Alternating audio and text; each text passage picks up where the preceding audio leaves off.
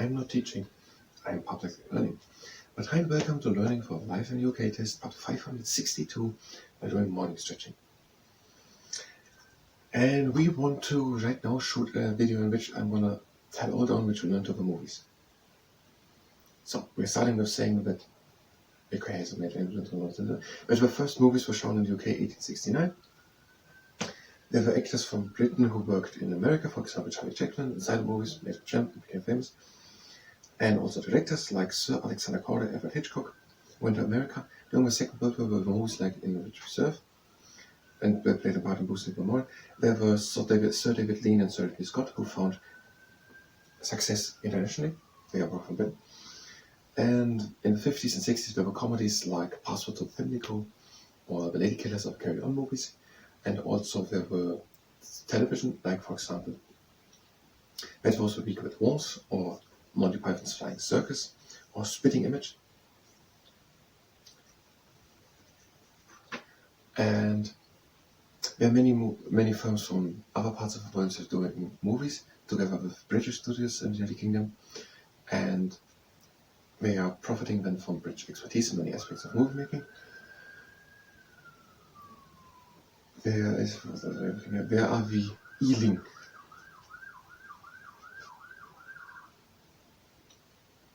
The Ealing Studios were claimed to be the oldest Scottish working studio of the world. Franchises: James Bond, Harry Potter, important, then Nick Park, 4 Oscars, 4 for Wallace and Gromit. Actors: Rex Harrison,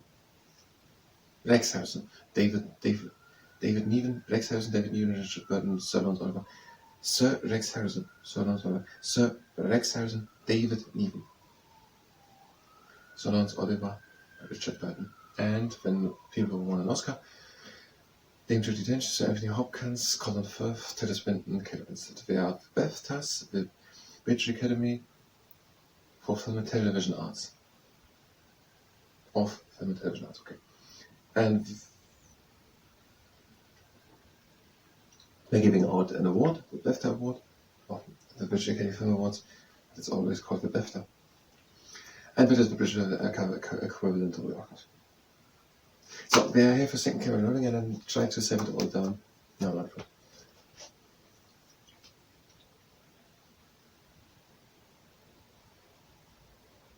Films in Britain.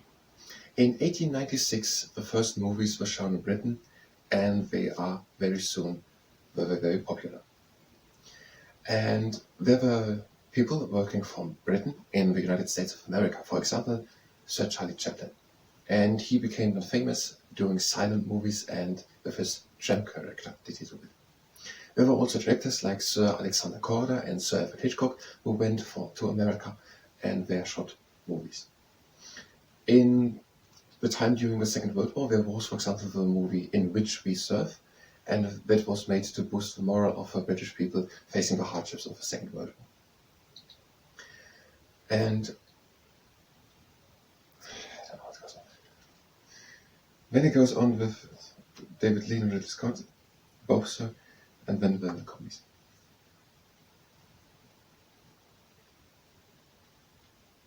Films and Britain. In 1896, there were the first movies shown in Britain, and they very soon became popular.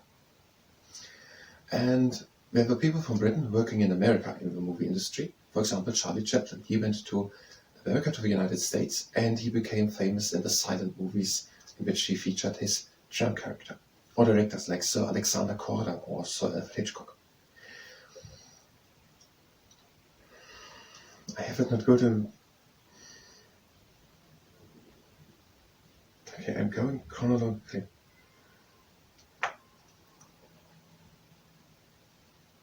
Films in Britain. In 1896, there were the first movies shown in Britain publicly, and they very soon became. I'm saying it the third time, a grammatical error. They had become very soon very popular. They were becoming very soon very popular. Films in Britain. In 1896, the first films were shown in Britain, and they very soon became popular. There were people from the United Kingdom who went to the United States and worked there. For example, Charlie Chaplin. He became famous in silent movies featuring his tramp character. or directors like Sir Alexander Korda and Sir Alfred Hitchcock. During the Second World War, there were movies like In Which We Serve to boost the British morale, facing the hardships of the Second World War. And there are also more successful directors, for example, Sir David Lean or Sir Ridley Scott, who became internationally successful. In the 50s and 60s, there were comedies a lot. For example, the Carry On movies, or Passport to Pimlico, or The Ladykillers. And also shows like That Was the Week It Was, Spitting Image, or the Monty Python and the Flying Circus Crew. There are many production firms from other parts of the world, for example, from the United States, working in Britain together with the British film studios, and they profiting then from the expertise of the British studios. There's, for example, one studio, the Ealing Studios in Britain, and they have a claim to be the oldest continuously working film studio of the world. In Britain are some of the most successful films made of the world, for example, the Harry Potter franchise and the James Bond franchise, which are two of the most highest-grossing film franchises of the world. And special effects are, from the beginning of the cinema till today, very much gold. In the United Kingdom, there's, for example, Nick Park. He won 4 Oscars, 3 of them for animation of the Wallace and Gromit. And there are actors starring in a wide range of popular movies, for example, Sir David Niven or Sir Rex Harrison, or Richard Burton or Sir Lawrence Oliver. And also, people of the United Kingdom have won the Oscars. For example, Colin Firth or Sir Anthony Hopkins, Dame Judi Dench, or Tilda Swinton or Kate Winslet. And there's the BAFTA, the British Academy of Film and Television Arts, and they're giving out the British Film Awards, and that is the equivalent to the Hollywood Oscars or Academy Awards. And that is according to the Life in the UK Test Handbook, page 90 and 91.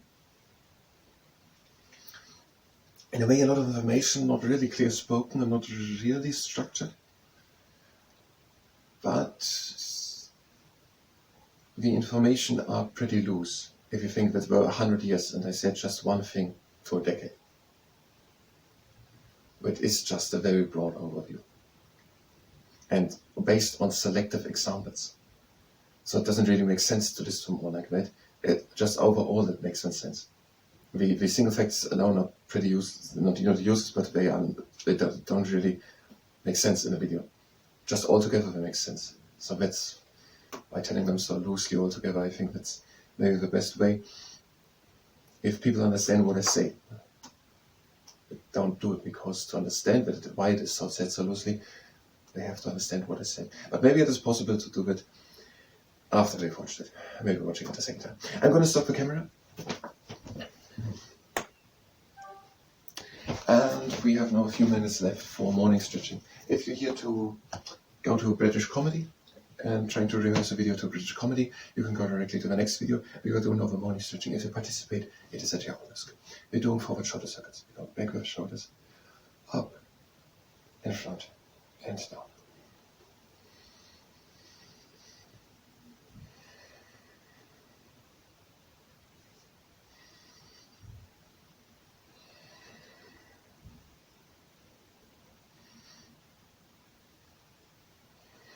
And the last one, back, up, front, and down. And another front, up, back, down.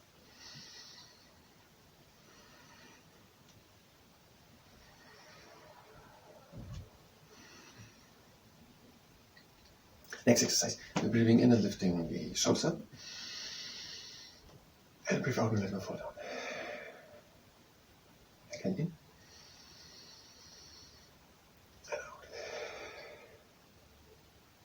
Again in, and out. Again in, and out. Now the upper back up. We're breathing in and lifting the arms up.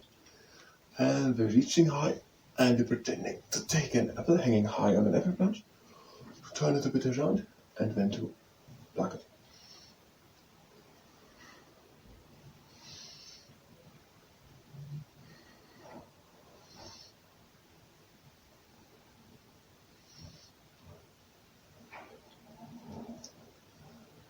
And we're doing the last two. And now we're doing a shifter. Legs are standing wide apart, arms up to a T, breathe in. Then out, we're shifting just to the upper part of the body over to one side. And breathe in into the middle. And out over to the other side. Again, in into the middle. And out over to one side. Again, in. And out. Again, in. And out. Again, in. And out the last time to the side. In. And out, we're leaning onto our knees. We're doing the buffalo fight against hangout. Breathe in. And out, bring one shoulder in front. Again, in the shoulder back. And out the shoulder in front. In and the shoulder back. And out the other one again in front. Again in. And out. And again in. Out. And breathe in. And the last time a shoulder in front. Breathe in. And out and we're hanging down. And breathe deep in. And out, we're over to one side. And breathe in. And out over to the other side. Breathe again in. And out into the middle. Now breathe in. And out and come slowly up, around back, making at the top, up backwards, shoulder up. Now we're garland pose. We're torso pointing to the outside. We're having an ulnar limb space between the heels. We're breathing in and lifting the arms up. And we're breathing out, we're sinking down, placing the elbows against the insides of the knees. And now breathe in and straighten up back. And out we come to the back. And breathe again in. And out again down. And breathe in and straighten up the back. And out again. And breathe in. And out again down. And breathe in straight up the back. And out we're coming slowly in one straight line.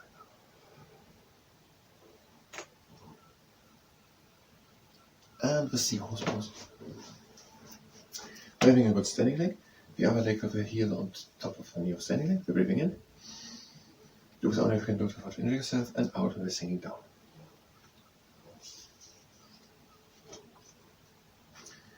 So punch, private eye. Spitting image, Monty Python's Flying Circus and Bit was Wicked Wars. It isn't that much. We've already prepared the other video to the television almost. And Pups is not complicated. We could do one overall, but I don't know how to do one about betting and gambling. And checking the link. Places of interest. We go do it when we're doing the UK landmarks. Examples of UK landmarks are the Big Ben, the Eden Project, Edinburgh Castle, the Giant's Causeway, Loch Lomond and the Trossachs National Park, London Eye and Snowdonia, Tower of London and the Lake District. And when we're going to say place of interest, we're going to mention the National Trust, 60,000 workers, formed 1895. 15 national parks exist there. Most of them are open to the public. Okay, last exercise. Legs standing by the part and we're breathing in. And out. Again in. Out. And breathe in. And out. Again in. Out. And the last strong breathe in.